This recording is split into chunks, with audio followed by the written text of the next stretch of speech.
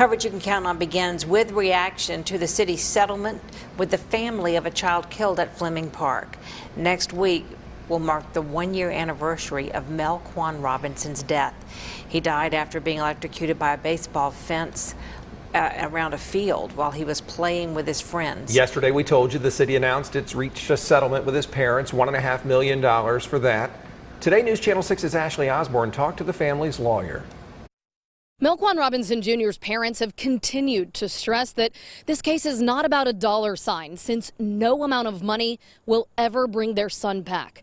They did, though, want the city to own up to its mistake, honor their son's legacy, and commit to changes to make sure that something like this never happens to any other families. Attorney Rob Register represents Melquan Robinson Jr.'s parents. There's one thing that can come about from the death of Melquan Robinson is that we save other kids' lives. As part of the settlement, the city ensures it's inspected park electrical systems and made the necessary safety changes. Next, the name of this street will be changed to Melquan Way. The city will build a memorial at Fleming Park and pay his parents $1.5 million. The settlement is a small step to bring closure to the family and the other families that were impacted by this, and to assure all of them and all Augustans that this government is committed to ensuring the health, welfare, and safety of our residents at our facilities. When the news broke on Tuesday, many people's reaction was $1.5 million, that's it? Why not more? Register explains in the state of Georgia, individuals cannot sue a city or county because they're protected by sovereign immunity. Register points out that the legal exceptions involve risks not only for the city but also for the family. In a statement sent to News Channel 6, he said,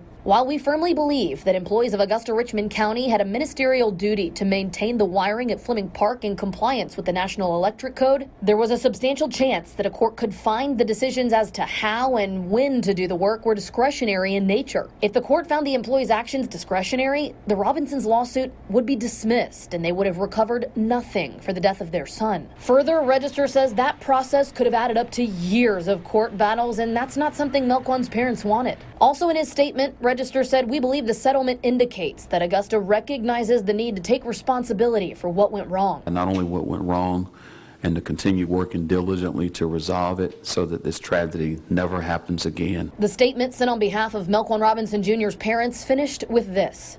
They will remember their son as a kind, hardworking, energetic boy who was gifted at sports and loved by all. They hope their fight for justice will keep other parents from living out the same nightmare that started for them nearly a year ago. The city also committed to 5 additional settlements, smaller ones, to the families of 4 kids and 1 adult who were injured here as well. Reporting in Augusta, Ashley Osborne, WJBF News Channel 6.